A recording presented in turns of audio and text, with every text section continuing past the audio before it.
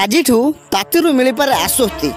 ରାଜ୍ୟର କିଛି ଜିଲ୍ଲାରେ ହାଲୁକାରୁ ମଧ୍ୟମ ଧରଣ ବର୍ଷା ସମ୍ଭାବନା। ପଶ୍ଚିମା ଝଡ଼ ପ୍ରଭାବରେ ଉତ୍ତର ଉପକୂଳ ଓଡ଼ିଶାର କିଛି ଜିଲ୍ଲାରେ ହାଲୁକାରୁ ମଧ୍ୟମ ଧରଣ ବର୍ଷା ସମ୍ଭାବନା ରହିଛି। ଏନେଇ ପୂର୍ବାନୁମାନ କରିଛି ଆଞ୍ଚଳିକ ପାଣିପାଗ ବିଜ୍ଞାନ କେନ୍ଦ୍ର। ଆଜିଠୁ 26 ତାରିଖ ଯାଏଁ ବର୍ଷା ହେବାକୁ ଥିବା ବେଳେ 24 ତାରିଖରେ ବର୍ଷାର ପରିମାଣ ବଢ଼ିପାରେ।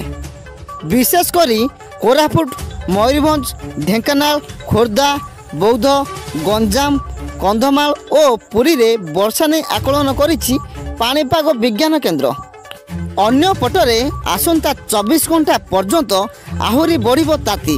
ରାଜଧାନୀରେ ଭୁବନେଶ୍ୱର ସମେତ ସାରା ରାଜ୍ୟରେ ଆଉ କିଛି ଅଞ୍ଚଳରେ ତାତି ବଢ଼ିବାକୁ ନେଇ ଆକଳନ କରିଛି ପାଣିପାଗ ବିଜ୍ଞାନ କେନ୍ଦ୍ର। ଗତକାଲି ରାଜଧାନୀ ଭୁବନେଶ୍ୱରରେ ସର୍ବୋଚ୍ଚ ତାପମାତ୍ରା 36.4 ଡିଗ୍ରୀ ରେକର୍ଡ ହୋଇଥିବା ବେଳେ ଟିଟିଲାଗଡ଼ 36 ଡିଗ୍ରୀ, ଭବାନୀପାଟଣାରେ 36 ଡିଗ୍ରୀ ତାପମାତ୍ରା ରେକର୍ଡ ହୋଇଥିଲା।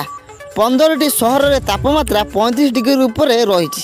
ସେପଟେ ଗତ 20 ତାରିଖ ଦିନ ମଧ୍ୟ ଅନେକ ସ୍ଥାନରେ 35 ଡିଗ୍ରୀ ଉପରେ ପାରଦ ରହିଥିଲା। ମାଘ ମାସରେ ବାଘ ଜାଡ଼ ବଦଳରେ ତତଲା ପବନ ବହିଛି। ସିଝୁଛି ସାରା ଓଡ଼ିଶା। ରାଜ୍ୟରେ 30 ଜିଲ୍ଲାରେ 30 ଡିଗ୍ରୀ ଡେଇଁଲାଣି ତାପମାତ୍ରା।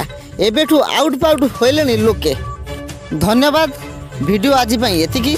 ଯଦି ଆପଣଙ୍କୁ ଆମ ଭିଡ଼ିଓ ଭଲ ଲାଗିଥିବ ତେବେ ଭିଡ଼ିଓଟିକୁ ଲାଇକ୍ କରିବେ, ସବସ୍କ୍ରାଇବ୍ କରିବେ, କମେଣ୍ଟ କରିବେ ଏବଂ ସାଙ୍ଗମାନଙ୍କ ସହିତ ସେୟାର କରିବେ।